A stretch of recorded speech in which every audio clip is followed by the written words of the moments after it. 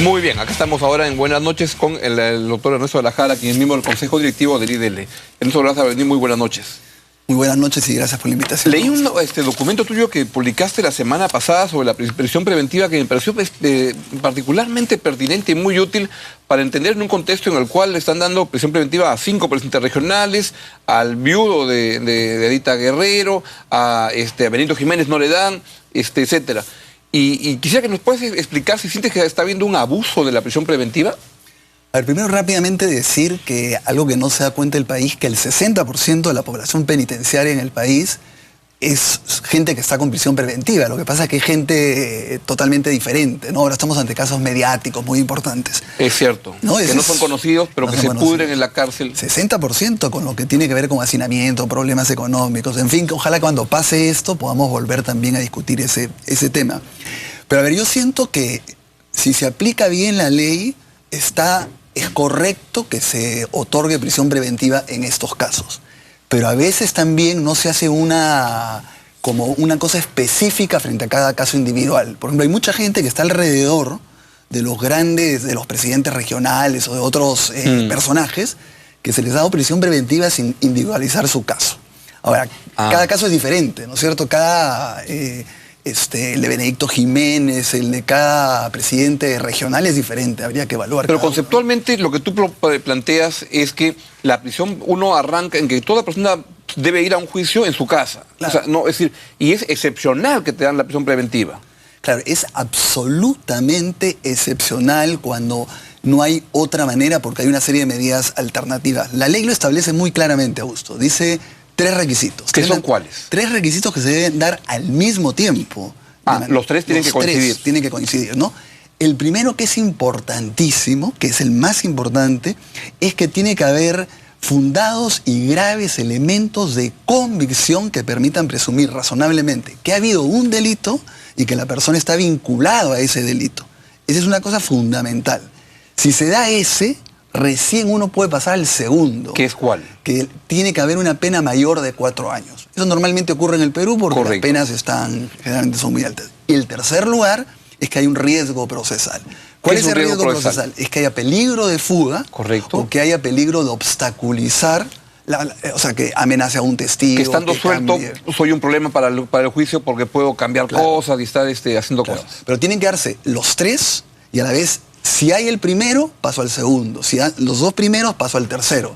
Pero por eso es que si no se da el primero, ¿no? Por ejemplo, en el caso de Benedicto Jiménez, la jueza ha dicho, no me ha convencido el fiscal de que se dé el primero. Por lo tanto, no tengo que pasar a evaluar el peligro. Y escuchar a la jueza, porque a veces, y ahí quería preguntarte, a veces los periodistas, hay una parte en que tú dices, los periodistas hoy en día influyen mucho en los magistrados, lo cual me asusta porque en ese caso entiendo por qué la justicia está hasta las cangallas.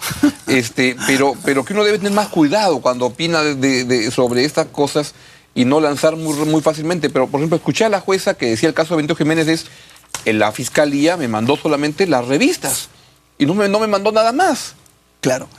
Pero mira, a ver, primero yo soy partidario de que los periodistas opinen y presionen en el buen sentido, porque lo peligroso es cuando los jueces y fiscales hacían lo que querían y no había nadie que los estuviera mirando y fiscalizando. Entonces, bueno, pero es cierto también que se debe hacer con rigurosidad, con responsabilidad. En estos casos, por ejemplo, hay que conocer un poco qué está ocurriendo, porque cada caso es diferente al otro.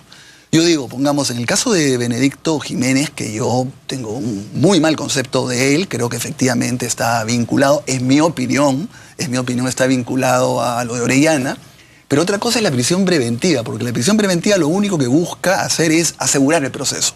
No tiene que ver nada con una sentencia, o sea, no te están ni absolviendo ni condenando, no tiene nada que ver. El que me den prisión preventiva no es que es una precondena. Nada, es como a veces creemos. Ya le dieron prisión preventiva, es que ya está fregado. Claro, ni preabsolución, es decir, lo dejaron libre, entonces mira, acá la jueza no lo ha encontrado culpable. Es un gravísimo, gravísimo error. Entonces, ¿qué pasa? Que yo también dije que increíble cómo a Benedicto Jiménez no le han dado prisión preventiva y sí a Orellana, ¿no? Entonces lo que hicimos nosotros es tratar de tener la información. He ido comprendiendo más que la jueza no es lo que dice, no es totalmente descabellado, porque efectivamente el Ministerio Público, la jueza agarra y dice, vamos a discutir el primer tema, que es este. Hay elementos de convicción, porque si no, no tengo que ver lamentablemente el peligro de fuga. Entonces dice, de lo que me ha presentado el fiscal, yo creo que no. Y yo creo que hay algunas cosas que ha presentado el fiscal que evidentemente eran desechables, como por decir declaraciones unilaterales. Yo no puedo decir que es un elemento probatorio presentando la declaración que ha dicho tal congresista. No puedo dar la prisión preventiva por eso. Ahora, sí hay algunos elementos, por ejemplo, cuando presenta algunos informes digamos, vinculados a Orellana, todo, que ella podría haber hecho una evaluación diferente, pero ya caemos en el marco de la discrecionalidad. Claro. ¿No es cierto?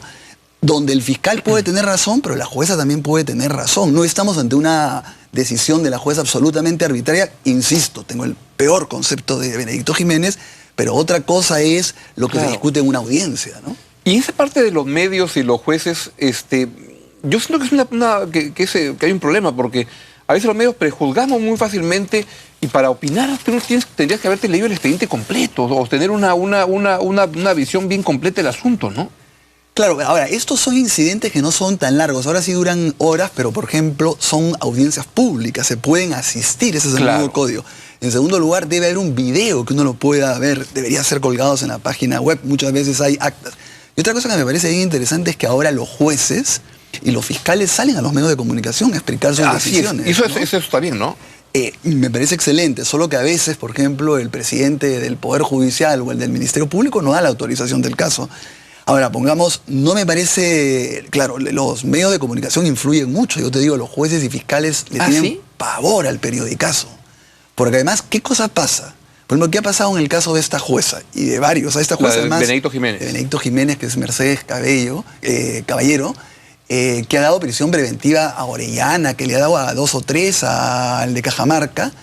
A partir de lo que han criticado los medios de comunicación, inmediatamente la OCMA le ha abierto un proceso disciplinario. Entonces, claro, lo cual... Sin siquiera preguntarle, oye, lo que ahora ya vi, que la escuché a la juez en algún programa y me pareció que, dentro de mi comprensión del derecho, que me parecía interesante lo que estaba diciendo, que no era descabellado. Claro, y ahí, por ejemplo, la presidenta de la OCMA, que debería salir a los medios de comunicación a decir, tengo estos casos que están siendo investigados por prisión preventiva, no sale. La doctora Ana María Aranda también debería salir a explicar, decir, por ejemplo, tengo tantos casos por prisión preventiva. Estos son los que... Porque en una encuesta de la UNI que te estaba contando, una encuesta de la UNI que se acaba de hacer, el 70% de la gente piensa que si un juez no da prisión preventiva, debe ser sancionado. Lo cual es el otro extremo, ¿no? Porque si se aplica la ley, va a ir las personas que merecen prisión preventiva a la cárcel, como que deben ir. Pero no se puede, pues, generalizar. Tú tienes que evaluar caso por caso, ¿no? Ernesto, también en estos temas, ¿cómo evalúas tú lo que está pasando en el Ministerio Público? Y otra vez lo junto con este caso de Edita Guerrero, donde uno se va enterando y escuchas a gente como Baray, presenta que te dice, yo no le dijo, lo entrevisté la primera vez y le digo, pero José Pablo, el Instituto de Medicina Legal ha emitido este informe y me dice, tú puedes comprar el informe del Instituto de Medicina Legal porque está totalmente corrompida. Mira, a ver, si hay un caso que sin haber conocido exactamente yo puedo opinar, es de este caso del viudo de Edita, ¿no? Cuéntanos eso. O sea, yo creo que justamente ahí uno podría decir que no será el primer presupuesto. Es decir, yo no podría decir que hay graves, fundados elementos de convicción que me permitan suponer que hubo este delito y que quien lo cometió, o actor o cómplices, fue el viudo. No hay. Cuando yo tampoco se encontraba, pero había medios que estaban presionando porque les convenía crear un asesino, porque habían intereses económicos. Claro. Porque venía la serie, porque soy dueño del grupo Corazón Serrano, entonces le metía más fuerza y eso aumentaba las ventas.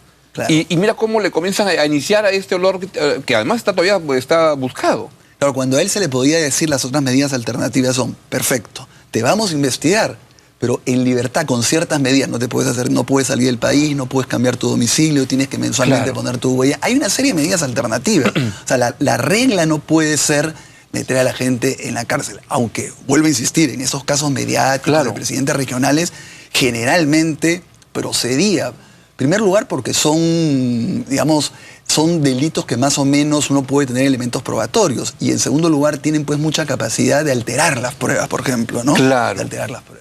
El Ministerio Público, por eso usaba el caso de Edita, tenemos un problema cuando el ex fiscal de la Nación está investigado por haber tenido relaciones con Orellana. Y el actual fiscal de la Nación está con rumores de que también se reunía en pachanga con este señor. Por supuesto, yo creo que hay una crisis ahí en el Ministerio Público a nivel. Hay algunos, por supuesto, fiscales supremos que se salvan de eso, pero realmente la situación es de crisis, es de pérdida de legitimidad.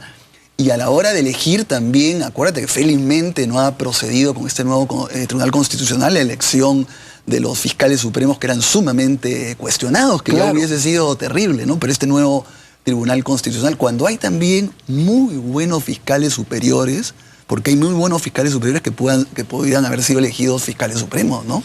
¿Y qué sientes tú trabajar en una entidad como una ONG como el Instituto de Defensa Legal, que lo que defiende es, promueve la legalidad y todo, y ver que cada vez estamos peor?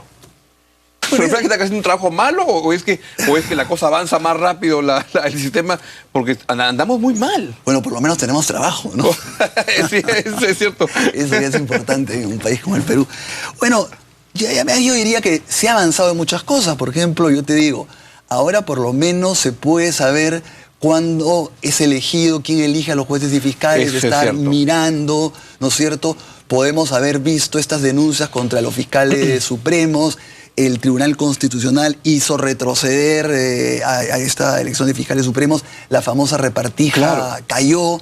Podríamos poner una serie de elementos pero es cierto que falta muchísimo, pero justamente la labor de los medios de comunicación, de instituciones como la nuestra, de la ciudadanía en general, yo creo que es muy, muy, muy importante, ¿no? Pero sientes que en el plano institucional de la transparencia estamos muy mal, ¿no? Y que las elecciones que vienen, cuando viene el presidente del Jurado Nacional de Elecciones y te dice, lo siento, I'm sorry, pero 100.000 hojas de vida no puedo verificar. Con lo cual, la tala ilegal tendrá su bancada y los presidentes, no, y la minería ilegal y el narcotráfico y los orellanas y todo, con lo cual la representación va a ser pero peor que la que tenemos. Así es. Ahí yo creo que también hay que... una cosa que dio muchos resultados con los jueces y fiscales es difundir mucho a los candidatos y la propia gente presentaba las denuncias, porque de repente uno no sabe exactamente en Lima, pero en su ciudad, en su lugar, sí conoce, sabes, ¿no? Así es. Y siempre hay que hacer con la anticipación del caso, con la posibilidad del derecho de tacha, todo eso es muy importante. Ahora, por ejemplo, se viene la renovación. Entre este año y el próximo se va a renovar a los 7 miembros del Consejo Nacional de la Magistratura que elijan a todos los jueces y fiscales. Es el momento, por ejemplo, que la ciudadanía vea, o la elección del defensor del pueblo. Y ya en este Congreso no se va a hacer nada. Hemos tenido un buen Tribunal Constitucional, fíjate, se ha elegido un buen Tribunal. Ernesto, muchas gracias por venir. Me hará un gusto tenerte en el programa. Tengo que invitarte más seguido. Muchas gracias a ti, Augusto. Bien, sí, Ernesto de la Jara, miembro del Consejo Directivo del IDL. Pausa y venimos con la parte final del programa.